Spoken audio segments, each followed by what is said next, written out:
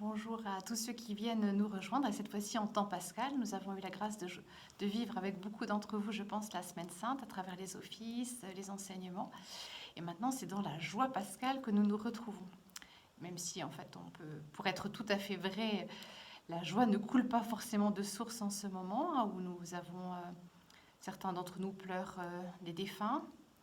Beaucoup sont séparés de leur famille, de leurs petits-enfants, enfants, et voilà, ça c'est douloureux aussi, c'est difficile à vivre, et puis aussi l'avenir qui est assez incertain, voilà, le déconfinement, la situation économique, le chômage, voilà, beaucoup de points d'interrogation dans nos esprits, et beaucoup à prier, c'est ce qu'il faut faire, hein, prier beaucoup pour l'avenir du monde.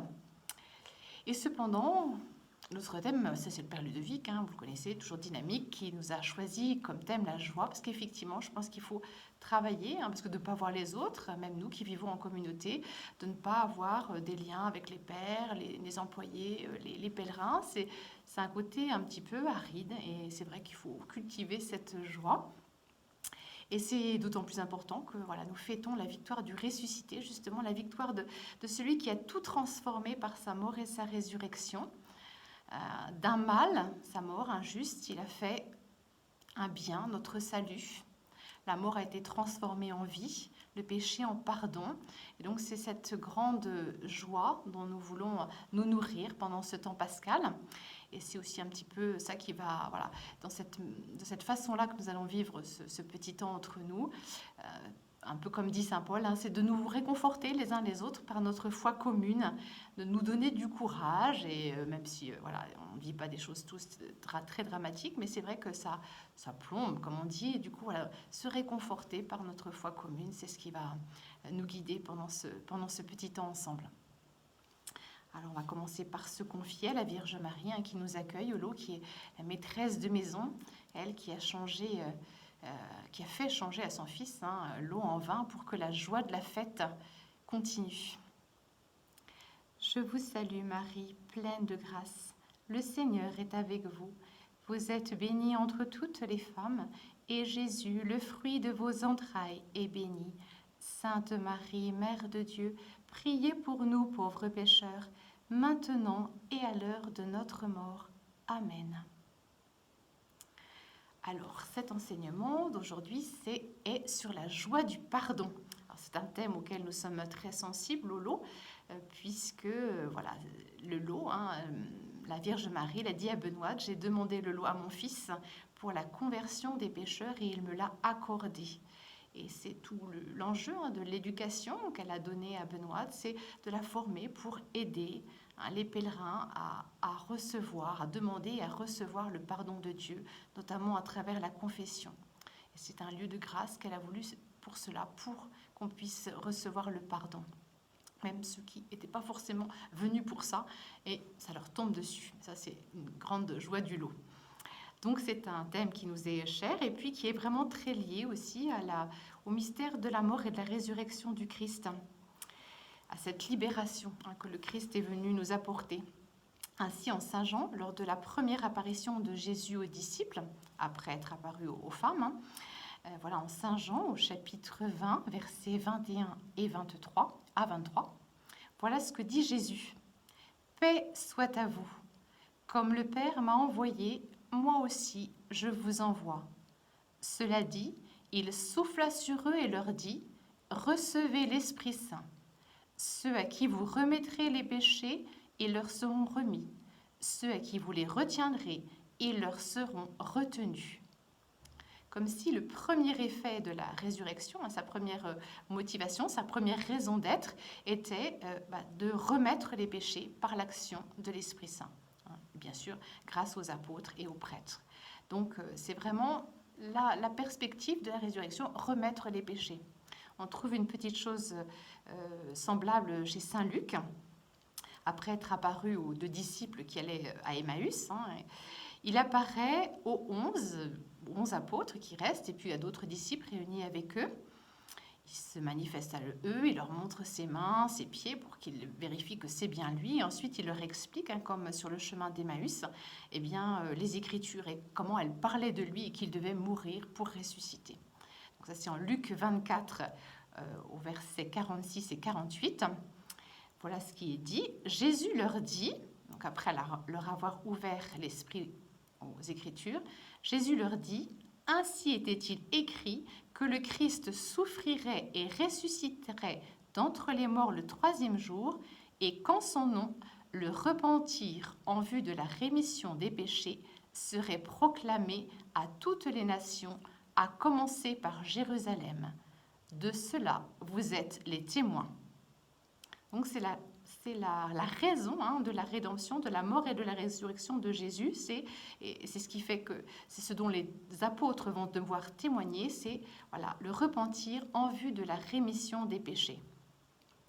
Et les apôtres vont devenir, à la suite de Jésus, et les prêtres, les évêques de nos jours, vont devenir des ministres de la réconciliation, le Christ mettant sur leurs lèvres la parole de réconciliation. Ça, c'est une citation de saint Paul dans la deuxième aux Corinthiens, en chapitre 5, versets 18-19. Donc vraiment, la rémission des péchés est au cœur de l'annonce de la bonne nouvelle de Jésus, Fils de Dieu, Fils de Marie, mort et ressuscité pour nous. Et c'est ce qu'a vécu Benoît Tholot, vraiment, avoir sur les lèvres la parole de réconciliation. Des manuscrits disent que voilà, il y a des gens qui avaient entendu des discours édifiants, qui ne s'étaient pas convertis, mais elle, pour quelques paroles qu'elle leur avait dites, pleines de douceur, de bonté, ils se sont convertis, ils ont confessé leurs péchés. Voilà. Elle avait vraiment la parole de la réconciliation, c'est l'Esprit Saint qui la guidait. Et voilà. Donc c'est vraiment dans le mouvement de cette joie pascale que nous nous glissons. Alors, étonnamment, la première joie du pardon, c'est celle que Dieu a de nous pardonner.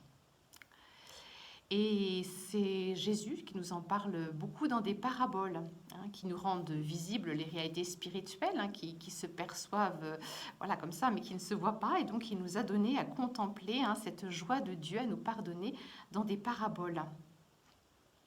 Et d'abord, la première parabole, Jésus nous dit quelque chose d'assez extraordinaire, c'est que le retour d'un seul pécheur dans le sein du Christ, dans le sein du Père, vaut mieux que toute une bergerie, toute une église. C'est la parabole que vous connaissez bien. Je crois que je l'ai mis dans les textes que vous pouvez retrouver sur notre site. Donc la parabole de la brebis perdue. Donc c'est en Luc, au chapitre 15, versets 6 à 7. Donc cette brebis qui s'est malencontreusement perdue et que le bon berger va rechercher en laissant les 99 autres. Bon, certainement, il avait dû prendre ses précautions pour qu'elle soit à l'abri, mais il les laisse pour aller rechercher cette pauvre brebis perdue, ce qui nous montre le prix quand même infini que chacun d'entre nous a. Une fois, quand je disais ça, c'était avec des enfants, on faisait le bon berger, donc je leur raconte cette parabole. Il y a un petit garçon qui me dit bon, il en avait plein d'autres. Est-ce que vraiment il pouvait pas la laisser? C'était vraiment le bon sens, quoi. Et puis, pour le faire réfléchir, je lui dis, tu crois que tu as plusieurs frères et sœurs? Oui. Bon, et si tu te perdais, est-ce que ton papa il dirait, après tout, j'ai d'autres enfants, c'est peut-être pas la peine de me mettre à la recherche. Bon, il a compris que effectivement, c'était pas. Son papa ne ferait pas ça et que du coup Dieu non plus ne fait pas ça. Il va chercher chacune de ces brebis qui est précieuse pour lui. Mais il ne s'arrête pas là. Non seulement il va la chercher, mais au retour, voilà, réjouissez-vous avec moi car je l'ai retrouvée, ma brebis qui était perdue. C'est ainsi, je vous le dis, qu'il y aura plus de joie dans le ciel pour un seul pécheur qui se repent que pour 99 justes qui n'ont pas besoin de repentir. Alors, un pécheur qui se repent ne fait pas la une des journaux, loin de là, on préfère les catastrophes. Et cependant, la Bible nous dit que les cieux tout entiers célèbrent le repentir d'un seul pécheur et se réjouissent de son retour au bercail comme si c'était un fait absolument glorieux. Et c'est le cas, en effet, même si ça ne fait pas la une des journaux. Un seul pécheur qui se repent, qui fait retour au Père, il récolte les fruits de la croix et de la rédemption, de la sanctification accomplie par le Christ en sa mort et sa résurrection. Donc c'est pour ça que le Père est si heureux. C'est voilà, s'il S'il a envoyé son Fils, c'est pour ça, pour que nous puissions être réconciliés avec lui. Et chaque fois qu'un pécheur fait retour, il est dans une joie immense, ainsi que tout le ciel, c'est-à-dire les anges, les saints, voilà. Voilà ce qu'on peut provoquer, la joie du ciel par voilà, notre repentir, notre désir de retourner vers le Père. Alors une autre parabole de la miséricorde, très belle, que nous connaissons bien, c'est celle du fils prodigue. Alors, qui a demandé sa part d'héritage à son père alors que le père n'était pas mort, qui s'en est allé loin de la maison paternelle pour mener sa vie à sa guise. Mais loin de son père, son héritage s'est dissous. Loin du père, l'héritage se dissout. Et du coup, il ne lui reste plus qu'à manger la nourriture des cochons. Et songeant au bon repas qu'il faisait dans la maison de son père, où il ne manquait absolument de rien, il décide de revenir. Il a préparé son petit discours. Pendant le chemin, il a préparé et il le dira à son père. « Père, j'ai péché contre le ciel et contre toi. Je ne mérite plus d'être appelé ton fils. Traite-moi comme un de tes ouvriers. » Bien, ce fils, il ne connaît pas encore le cœur de son père, pour qui seul est vraiment important la vie, le salut de son enfant. Alors, je crois que je ne vous ai pas donné la référence. Alors, c'est aussi un texte qui est, je crois, sur le site. Et c'est Luc, dans l'évangile de Luc, au chapitre 15, toujours dans les 3 paraboles de la miséricorde, les versets 20 et suivants. Alors, donc, il a fait son petit discours. Il est prêt à... Voilà. Et voilà ce que nous dit l'évangile. Alors qu'il était encore loin, son père l'aperçut et fut touché de compassion. Il courut se jeter à son cou et l'embrassa longuement. Puis, il lui dira, non seulement il l'embrasse, voilà, amenez le veau gras, tuez-le, mangeons et festoyons, car mon fils que voilà était mort et il est revenu à la vie.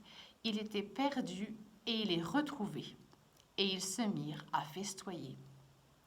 Donc c'est très beau que Jésus ait voulu nous montrer Dieu sous les traits de ce Père plein de miséricorde qui a attendu tant et tant de semaines, de mois son Fils, sans se décourager, espérant, étant à la porte, on l'imagine, à la porte de la maison chaque jour pour voir si son Fils ne reviendrait pas. C'est pour ça qu'il le voit de loin. Et quand son Fils arrive, loin de lui passer un savon ou de lui faire une morale qu'il aurait mérité d'ailleurs, peut-être pour sa conduite, pour qu'il manquait d'égard pour le père, pour avoir tout dilapidé, voilà. Loin de cela, il fait tuer le veau gras pour un festin de noces avec des chants, de la danse, vraiment une vraie fête. Et on sait qu'en Orient, et surtout à cette époque-là où il y avait quand même moins de possibilités de divertissement que maintenant, eh bien, un festin, ça rassemblait amis, voisins, et puis voilà, c'était vraiment un moment de liesse, peut-être des seuls moments. Donc ça fait vraiment penser au festin des noces. Et du coup, voilà ce que fait ce père au retour de son fils. Alors nous, peut-être spontanément, notre réaction aurait peut-être été celle du fils aîné, qui trouve ça un peu rude de voir qu'on tue le veau gras, qu'on festoie pour un vaurien, il faut le dire, Tandis que lui, il a tout bien fait. Voilà. On ne va pas s'arrêter sur celui-là, mais il y a vraiment effectivement quelque chose peut-être un peu... Est-ce que c'est bien juste Mais voilà la réponse du père. Il fallait bien se réjouir et festoyer, car ton frère était mort et le voici vivant. Il était perdu et il est retrouvé. Voilà ce qui tient au cœur du père.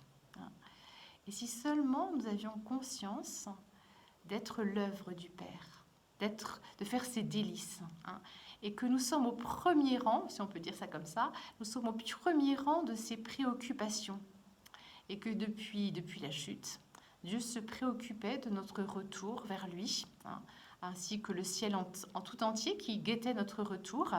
Si nous savions ça, eh bien, nous n'aurions pas honte et puis nous ne nous demanderions pas est-ce que je suis capable, pas capable, est-ce que je vais savoir trouver les mots. Non, voilà, un père, même le fils, il n'a pas eu le temps de dire tout le petit discours qu'il avait préparé, il a commencé et le père l'a interrompu, pour le prendre dans ses bras. Tellement était grande sa joie d'avoir retrouvé son fils. Alors encore une autre parabole qui peut nous expliquer un petit peu ce souci qu'a Dieu de nous et son désir vraiment de nous voir revenir quand nous sommes éloignés de lui. C'est la parabole que nous connaissons bien aussi du bon samaritain, Donc c'est dans l'évangile de Luc, au chapitre 10, versets 29 à 37. Voilà.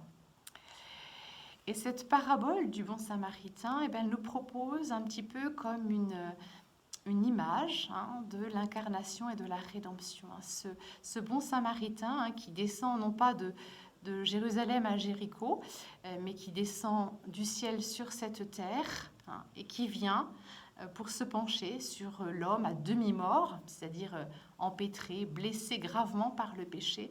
Eh bien, c'est le Christ. C'est la raison de son incarnation, de sa venue dans cette chair. C'est vraiment de venir et de se pencher sur notre humanité blessée. Ce qui est très beau, c'est que le bon samaritain ne demande rien à cet homme qui est blessé. De toute façon, il est inconscient, peut-être il ne pourrait rien dire.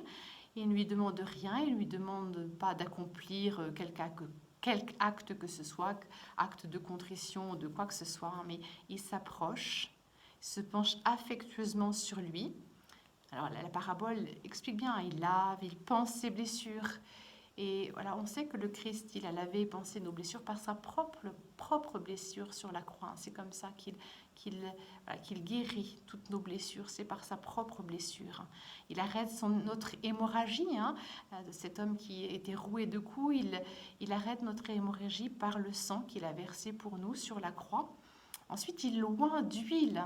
Alors, on voit les sacrements, on voit cette onction, la compassion du Christ, parce que l'huile, c'est à cette époque, voilà ce qui permet d'adoucir, ce qui permet de calmer les déchirures.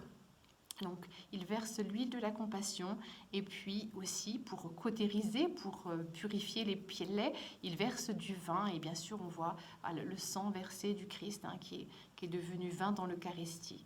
Et puis ensuite il le prend dans ses bras miséricordieux, il l'emmène à l'auberge qui est bien sûr une image de l'Église. Et puis, il donne même de l'argent pour que l'aubergiste puisse s'occuper de ce blessé, même quand lui doit continuer son chemin. Et il lui dit même, ce que tu auras dépensé en plus, je te le donnerai à mon retour. Donc, il va vraiment jusqu'au bout de son souci de cet homme blessé. Et bien, donc, c'est cette monnaie, cet argent qu'il laisse, vraiment, c'est la grâce qu'il laisse à son Église pour nous rétablir. Alors voilà, Dieu n'attend pas nos œuvres de repentir pour nous pardonner. Ce sont nos péchés qui l'ont fait descendre sur la terre. Et voilà, la conversion, c'est de tomber ou de se retrouver entre les bras miséricordieux, tendres et compatissants de Dieu. Alors, par ces paraboles qui convergent beaucoup, Jésus a voulu encourager à la fois le pasteur, pour qu'il aille chercher même la brebis perdue, peut-être un peu rétive, voilà. Et puis aussi le pécheur, pour qu'il n'ait pas honte de ce péché, qu'il n'ait pas honte de faire retour à lui.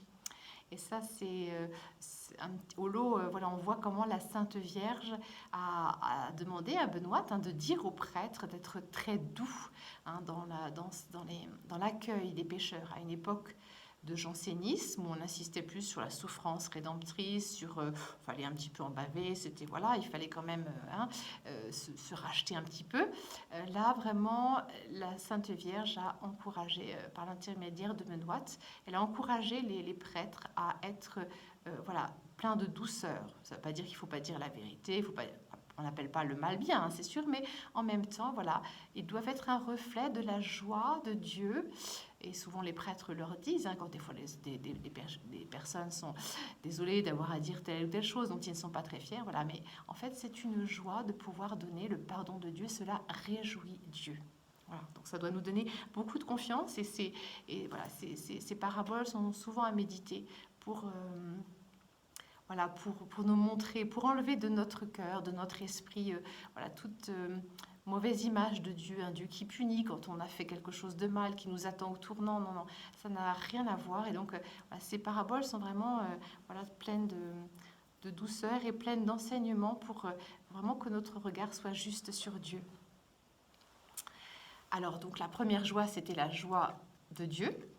Et ensuite, la deuxième joie, c'est la joie de se reconnaître pécheur. Alors, c'est une joie un petit peu paradoxale que celle de se savoir et de se reconnaître pécheur. À vrai dire, le premier mouvement, quand on se reconnaît qu'on a là, on a fait quelque chose de pas extraordinaire.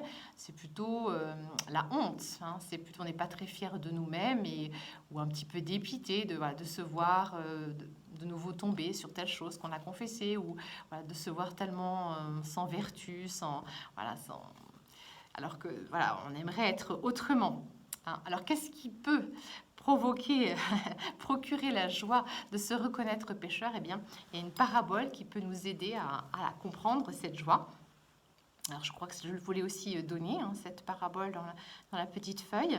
C'est la deuxième parabole de la miséricorde en Luc 15, au verset 8 à 10. C'est la parabole de cette femme qui a 10 drachmes, 10 pièces de monnaie, et qui vient en perdre une.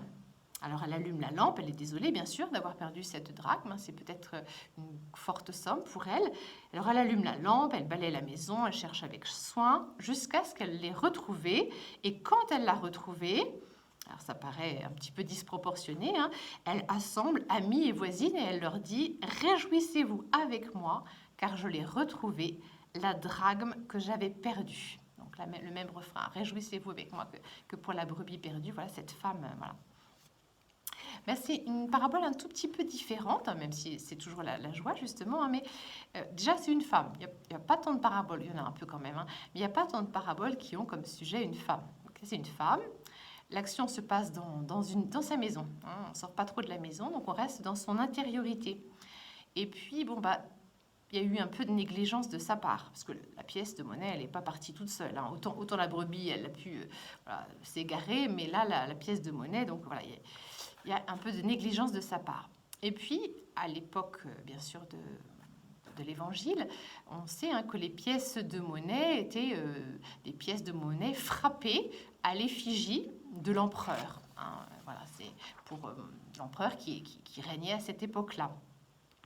Et les pères de l'Église en ont souvent fait une image, hein, cette pièce de monnaie frappée à l'effigie de l'empereur, on en fait une image de quelque chose qui est peut-être plus difficile à comprendre autrement, de ce que nous dit la Genèse, que l'homme a été créé à l'image et à la ressemblance de Dieu. Dans chaque être humain, hein, l'image de Dieu, c'est-à-dire vraiment notre capacité à aimer, à connaître, hein, vraiment qui nous fait vraiment être comme Dieu, d'un certain côté, pas pour tout bien sûr, hein, mais voilà, donc d'être créé à l'image et à la ressemblance. Dans chaque être humain, l'image de Dieu est comme gravée en nous, hein, et ça, on ne peut jamais la perdre. Alors la pièce de monnaie, elle peut être pleine de boue, elle peut être abîmée, on a pu lui donner des coups dessus, enfin, hein, voilà, donc on peut peut-être ne plus bien voir l'effigie, pas trop reconnaître l'empereur, mais l'effigie quand même toujours demeure. Ça, c'est vraiment ce que l'effet du péché en nous, mais l'effigie, elle demeure. Voilà. Et donc, cette parabole de cette femme qui a perdu sa drachme, eh ben, elle peut se lire comme un examen de conscience. Voilà. Elle allume la lampe. Hein. Donc, ça, on peut le voir comme elle se met à l'écoute de sa conscience. Vous savez, cette petite voix hein, que Dieu nous a laissée, hein, chacun au fond de notre être, et qui nous permet d'éclairer notre conduite, de discerner le bien du mal, de savoir, voilà, est-ce que là, j'ai posé un acte bon, est-ce que j'ai dit la bonne parole. Voilà. Voilà, elle allume la lampe. Donc voilà, l'examen de conscience, on commence par examiner sa conduite. Ensuite, elle balaye, c'est-à-dire qu'elle enlève voilà, toutes les poussières, les déchets, tout ce qui n'est pas propre. Hein, voilà, elle fait le vide. Et ensuite, elle cherche avec soin. C'est-à-dire que débarrassée de toute la boue, la poussière qui encombrait la maison, enfin qui la rendait sale, elle peut se mettre à la recherche de son effigie, c'est-à-dire de l'image de Dieu qui est en elle, elle qui est fille de Dieu, créée pour le bien, le beau, le vrai. Voilà, ça peut être une explication de cette parabole. Et les 3 étapes sont très importantes en fait. Hein. Et il y a beaucoup d'actes que nous posons hein, sans nous rendre compte, un peu mécaniquement, compulsivement, enfin, on peut dire plusieurs mots, hein, et parfois qui nous font souffrir, car nous ne nous rendons pas toujours compte de nos déterminismes peut-être telle blessure d'enfance qui fait que voilà, je vais réagir avec jalousie ou tel complexe d'infériorité qui fait que voilà, dans telle situation, acculée à telle réalité, je vais être agressif ou agressive. Voilà. Donc il y a des choses en nous qui se jouent voilà, et du coup parfois ça peut nous faire souffrir parce qu'on n'aimerait pas réagir comme ça, mais voilà, on réagit comme ça. Voilà. Puis aussi les mauvaises tendances qui sont en nous, alors qui ne sont pas des péchés, sauf si bien sûr nous y cédons. Et donc en fait, voilà, allumer la lampe, c'est arriver petit à petit à décrypter nos réactions, surtout celles voilà, qui nous entravent sur le plan relationnel. C'est celles qui sont en premier le plus facile à repérer peut-être. Parce que pour enlever la poussière, il faut déjà la voir. Alors on peut peut-être se faire aider lors de confession par le prêtre. Ça peut être un moment vraiment d'aide pour voilà, discerner. Mais est-ce que ça c'est vraiment un péché? Est-ce que ça c'est une mauvaise tendance? Est-ce que voilà, le prêtre peut vraiment nous aider. C'est très libérateur de le savoir que telle grosse colère que j'ai eue, si ça se trouve, elle était imputable à une grosse fatigue tout simplement et non pas à mon orgueil. Voilà, c'est possible aussi, mais voilà. Donc il faut pouvoir discerner. Et ça c'est important. Et voilà, quand on a fait ça, on peut alors écouter ses aspirations les plus profondes, celles qui ont été un peu enfouies sous tous nos réflexes un peu conditionnés, nos passions, puis bien sûr les soucis et les inquiétudes de la vie. Et voilà, si on fait ce travail, on peut retrouver le trésor caché, la perle, pour parler comme l'Évangile, la perle de grand prix, c'est-à-dire notre appartenance au Christ, le germe de sainteté qui a été déposé en nous au moment de notre baptême. Et puis du coup, retrouver notre manière unique d'y répondre, le désir d'y répondre, parce qu'en fait, il est là, le désir, généralement. Voilà, mais il faut qu'il puisse surgir et puis qu'il puisse trouver les moyens de le faire. Et il y a besoin de tout ce processus. Puis bien sûr, l'acte de foi en Dieu qui justifie le pécheur. On l'a dit dans la parabole du bon samaritain, l'homme pécheur est comme un homme à demi-mort sur la route. Donc le péché, c'est une blessure, une violence faite à notre nature. Mais nous avons le motif, et c'est là vraiment nous avons le remède, pardon, et c'est là le motif de notre joie. On sait comment on peut vraiment y remédier. Alors quand je parle de blessure pour le péché, ça ne veut pas dire qu'il n'y a pas de responsabilité dans le péché. C'est vrai que d'employer que blessure pour le péché, voilà, ça voudrait dire qu'on n'y est pour rien. Il y a des choses, peut-être on n'y est pour rien, mais quand même, en général, s'il y a péché, c'est qu'il y a un acte volontaire. Mais c'est pour montrer que c'est pas dans notre nature et que c'est une violence faite à notre nature et qu'on en souffre. Nous d'abord, les autres ensuite aussi d'ailleurs, mais voilà. Et donc, à contrario, on voit que celui qui, donc ça c'est la joie de celui qui est libéré de ce poids qui pèse sur sa conscience.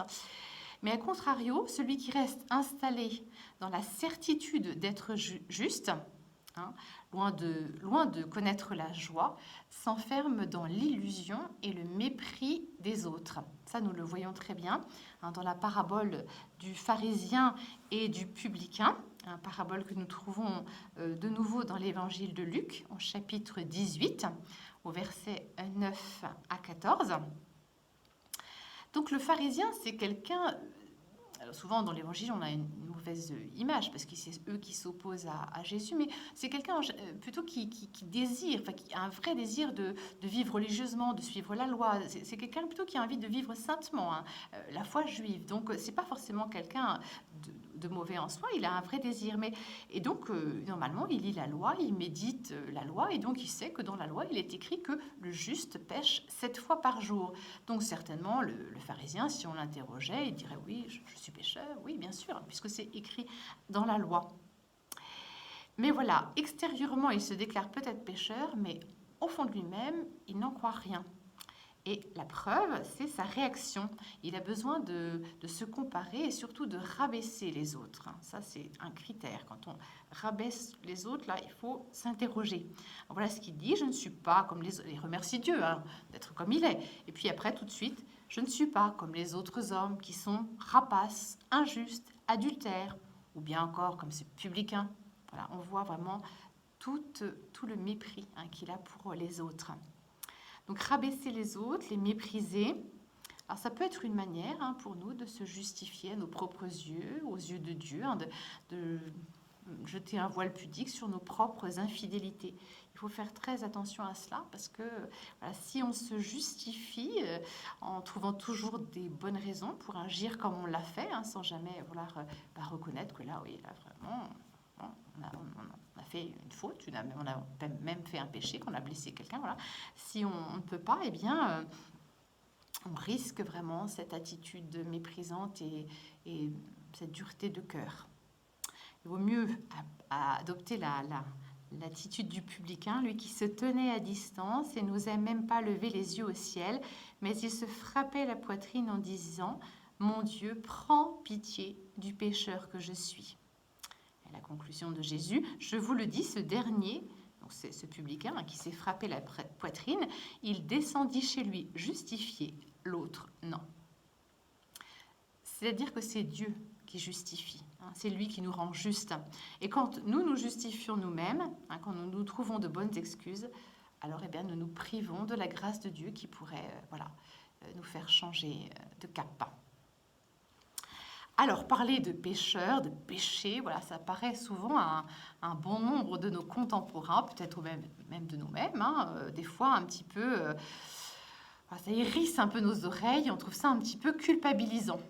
Alors, c'est vrai qu'il y a un discours, il y a certains discours sur le péché qui sont effectivement culpabilisants et qui ne sont pas justes, qui ne sont pas conformes à ce que dit l'Écriture. Jésus, il est allé manger avec les pécheurs, donc voilà, il ne les a pas mis de côté, mais il les a fait changer de route, c'est vrai. Donc, il y a une certaine manière, un certain discours et une certaine manière d'aborder le péché qui effectivement peut ne pas être très bon. C'est le remords, par exemple. Donc ça qui ne perçoit le péché que d'un point de vue uniquement psychologique, qui centre sur soi, sur l'image idéale de nous-mêmes qui a été brisée, parce que là, on n'a fait vraiment pas ce qu'il fallait. Alors si on en reste là, on ne va pas très loin. Ce que le Seigneur attend de nous, c'est plutôt d'exprimer un vrai repentir, c'est-à-dire se tourner. On ne peut vraiment se repentir d'un mal qu'on a fait que si nous nous tournons vers le visage miséricordieux de Dieu. C'est uniquement face à lui qu'on peut le faire. Alors je vous ai donné, je crois que c'est aussi dans les textes que vous avez sur la feuille, sur le site, un petit extrait de l'examen de conscience de Charles Péguy dans le mystère des saints innocents. Alors je vous conseille de tout lire. Là, je vous ai mis qu'un extrait. Vous pouvez même lire tout le mystère des saints innocents parce que c'est très très beau. Alors, ça se lit pas d'un coup, mais voilà ça. Voilà, donc là, un petit extrait avec la saveur des textes de Péguy. Je vous le lis. Je comprends très bien, dit Dieu, qu'on fasse son examen de conscience. C'est un excellent exercice. Il ne faut pas en abuser. C'est même recommandé. C'est très bien. Tout ce qui est recommandé est très bien. Et même, ce n'est pas seulement recommandé, c'est prescrit. Par conséquent, c'est très bien. Mais enfin, vous êtes dans votre lit. Qu'est-ce que vous nommez votre examen de conscience? Faire votre examen de conscience. Si c'est penser à toutes les bêtises que vous avez faites dans la journée, si c'est vous rappeler toutes les bêtises que vous avez faites dans la journée, avec un sentiment de repentance, et je ne dirais peut-être pas de contrition, mais enfin avec un sentiment de pénitence que vous m'offrez, eh bien c'est bien, votre pénitence, je l'accepte. Vous êtes des braves gens, des bons garçons. Mais si c'est que vous voulez ressasser et ruminer la nuit toutes les ingratitudes du jour, toutes les fièvres et toutes les amertumes du jour, là j'ai fait un saut parce qu'il enchaîne pas mal de choses dans ce genre-là, toutes les fièvres et toutes les amertumes du jour, et si c'est que vous voulez tenir un registre parfait de vos péchés, de toutes ces bêtises et de toutes ces sottises, non. Laissez-moi tenir moi-même le livre du jugement, vous y gagnerez peut-être encore. Donc on gagne à regarder, à s'examiner sous le regard bienveillant, aimant, paternel de Dieu. Sinon on risque d'une lucidité destructrice plutôt, ça doit être ça. Voilà, donc sous le regard de Dieu toujours. Alors la troisième joie, c'est la joie d'être pardonné, de recevoir, d'accueillir le pardon de Dieu. Alors on le voit dans le psaume 50, qui est le psaume de repentance par excellence, celui où où David vraiment se repent d'avoir non seulement commis l'adultère avec Bethsabée, mais en plus d'avoir fait tuer le mari. Donc là, voilà, c'était quand même beaucoup. Et donc, je vous ai donné juste un petit extrait, mais vous pouvez lire, enfin, on le connaît bien, mais voilà, pour se préparer à la confession, ça peut être un bon psaume à lire. Donc voilà, je vous ai juste cité le passage qui parle le plus de la joie, de la fête même, qu'est le pardon reçu. Fais que j'entende les chants et la fête. C'est ça, c'est vraiment quand tu m'auras pardonné, voilà, mon cœur pourra de nouveau être dans la joie. Ils danseront les eaux que tu broyais. Alors, David n'a pas eu une maladie à la suite de son péché, donc Dieu ne lui a rien fait, ne lui a pas fait de mal. Mais voilà, les eaux que tu broyais, c'est le remords, c'est vraiment cette conscience d'avoir fait le mal qui le hante, qui lui fait mal. Fais que j'entende les chants et la fête. Ils danseront les eaux que tu broyais. Détourne ta face de mes fautes, enlève tous mes péchés. Crée en moi un cœur pur, ô mon Dieu. Renouvelle et raffermis au fond de moi mon esprit. Rends-moi la joie d'être sauvé. Que l'Esprit généreux me soutienne. Aux pécheurs, j'enseignerai tes chemins. Vers toi reviendront les égarés. Alors, quand on lit tout le psaume, reviennent beaucoup la supplication de David, lave-moi, purifie-moi avec l'hysope, détourne ta face de mes fautes, enlève tous mes péchés. Voilà, parce que le péché est un poids qui pèse sur lui, sur nous bien sûr aussi, qui nous enlève la joie, le goût de la fête, le goût des autres. Et du coup, là, le pardon est une aspiration à retrouver une vie normale, une vie comme elle doit être, belle, pleine. On l'a déjà dit, le péché est une atteinte à notre nature, qu'on le voit ou qu'on ne le voit pas. Et je crois qu'il y a souvent beaucoup de gens qui souffrent cela, toutes les dépressions ne sont pas liées à cela, bien entendu, mais je pense qu'il y a souvent des fois de ne pas pouvoir reconnaître et de dire pardon et d'être pardonné. Je pense que ça, c'est une grande souffrance et un grand malheur pour beaucoup de gens. Et ce qui est beau dans ce psaume, ce qui est beau chez David d'une manière générale, c'est qu'on voit à quel point la privation de la communion avec Dieu est une souffrance pour lui. C'est ça qui est... car le péché est avant tout, toujours, d'abord, une offense faite à Dieu. Alors, une offense faite aux autres aussi, bien sûr, mais d'abord, ça touche Dieu, notre rapport à Dieu, et ça blesse Dieu. Alors voilà, donc on a vu la joie de David, un peu anticipée de recevoir bientôt le pardon de Dieu. Un autre passage aussi qui montre la joie du pardon, c'est non pas la parabole, c'est l'épisode de Zachée. C'est un passage de l'Évangile que j'aime bien, qui a une petite tendresse pour Zachée.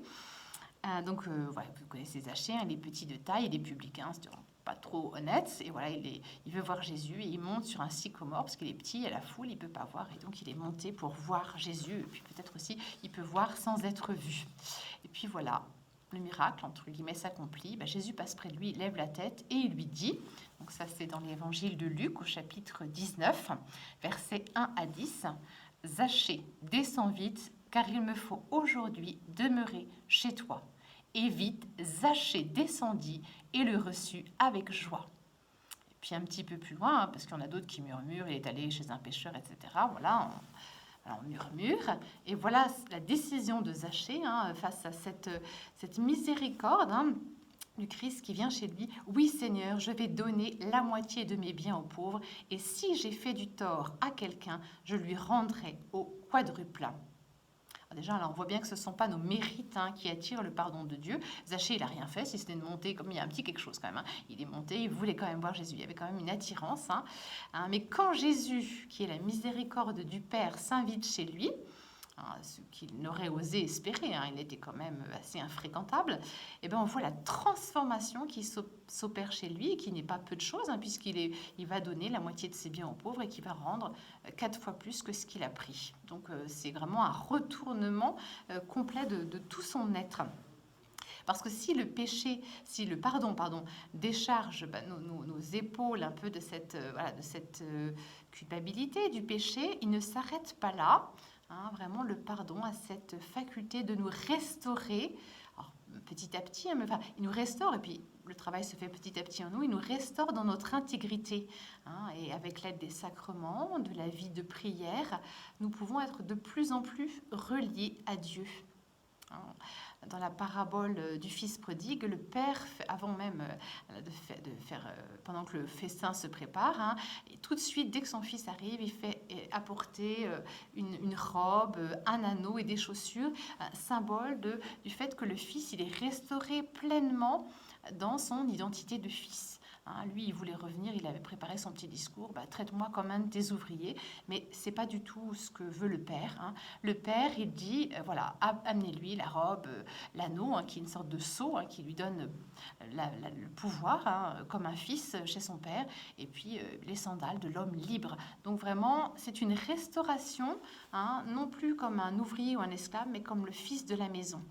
Et c'est là qu'on voit que nous sommes faits pour être des saints, des enfants bien-aimés de Dieu, et que le pardon de Dieu a reçu, demandé et puis reçu régulièrement, nous fait petit à petit échapper à l'emprise que le péché a sur nous. Hein. Il nous rend vainqueurs avec le Christ.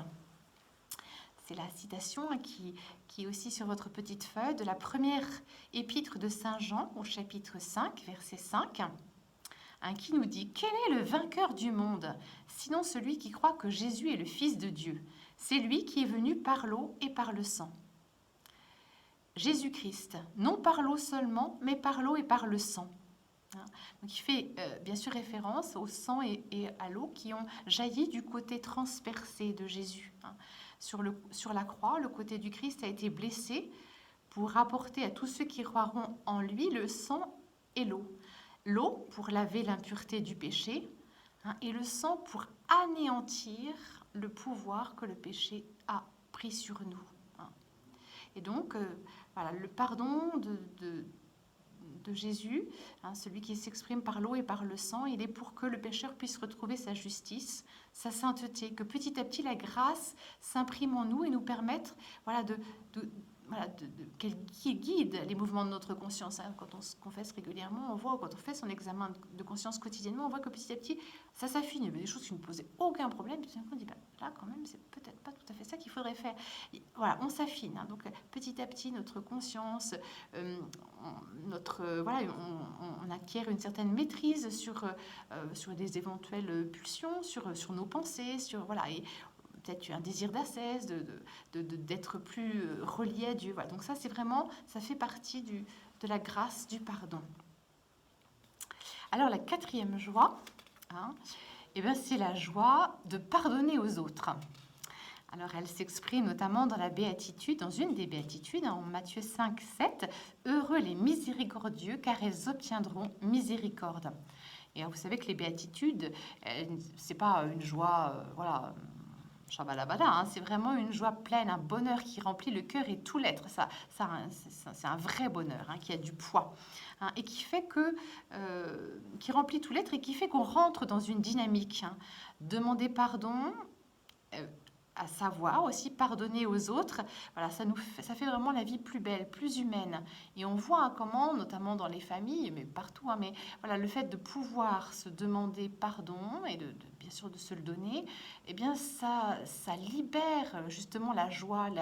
Voilà, quand quelqu'un dit je te demande pardon parce que tout à l'heure là je t'ai dit ça, j'aurais pas dû, j'étais fatiguée, voilà. Bon, là tout de suite ça repart. Alors que sinon, si on se demande jamais pardon et qu'on pardonne jamais, il y a la rancœur, la rancune, et puis un jour tout explose. Et dans la vie selon Saint Benoît, la vie monastique de manière générale, voilà, et normalement toutes les semaines on a ce qu'on appelle le chapitre des coulpes où on se demande pardon. Alors pas pour les péchés, bien sûr les péchés c'est pour la confession, mais on se demande pardon pour des fautes, des manquements extérieurs qui ont pu gêner la vie de telle sœur ou même de la communauté. Et c'est vraiment ça, c'est une source ça fait rebondir, une source où vraiment on a envie de s'aimer encore davantage. C'est très beau. Et puis, nous n'oublions pas aussi que chaque jour, plusieurs fois par jour même, on dit, en récitant le Notre Père, « Pardonne-nous nos offenses comme nous pardonnons à ceux qui nous ont offensés ». Alors, quand on dit ça, il ne s'agit pas de donnant. Le Seigneur nous pardonnera si on pardonne. Voilà. Non, là, c'est un mystère d'engendrement. En fait, il s'agit de participer vraiment de tout notre cœur à la miséricorde de Dieu. Notre capacité à pardonner, elle n'est pas le fruit de nos efforts de volonté, voilà, mais elle est l'œuvre de l'Esprit Saint en nous. Alors qu'il faut demander, qu'il faut accueillir, mais c'est d'abord l'œuvre de l'Esprit Saint. Et c'est pourquoi la prière chrétienne peut aller jusqu'au pardon des ennemis, à l'image du Christ qui nous a dit « Père, pardonne-leur, ils ne savent pas ce qu'ils font ». Alors, on sait que c'est pas très facile, donc des fois ça va demander du temps. Mais quelque chose qui peut nous aider, c'est la parabole du débiteur impitoyable. En Matthieu 18, au verset 32 à 32, 33, enfin il y a toute la parabole, là j'ai juste cité un passage. Donc c'est ce débiteur qui a été pardonné, enfin à qui on a remis une dette immense et qui pour une dette infiniment inférieure ne veut pas pardonner. Et voilà ce que dit le maître: serviteur méchant, toute cette somme que tu me devais, je t'en ai fait remise parce que tu m'as supplié. Ne devais-tu pas toi aussi avoir pitié de ton compagnon comme moi j'ai eu pitié de toi? C'est ainsi que vous traitera mon Père céleste si chacun de vous ne pardonne pas du fond de son cœur. Le fond de son cœur, pardonner du fond de son cœur. C'est là que tout se joue. C'est pas toujours en notre pouvoir de ne plus sentir l'offense ou de l'oublier. Puis d'ailleurs, on l'oublie jamais vraiment. Alors ça ne veut pas dire qu'il faut qu'on l'a bien gravée. Non, mais elle est là. Si c'est une vraie offense, elle est là. Mais le cœur qui s'offre à l'Esprit Saint peut vraiment retourner la blessure en compassion et purifier sa mémoire en transformant l'offense en intercession. Et d'un point de vue purement psychologique, tant qu'on n'a pas pardonné à quelqu'un, on reste lié à cette personne, lié au mal qu'il nous a fait. On ne peut pas vraiment guérir et aller de l'avant. Donc ça, c'est très important. Et donc on voit que voilà, de ne pas savoir pardonner, ça durcit vraiment notre cœur. Et on n'est plus trop capable de sentiments humains. Le débiteur, là, impitoyable, il fait rendre gorge à celui qui lui doit, alors qu'il a été lui-même gracié.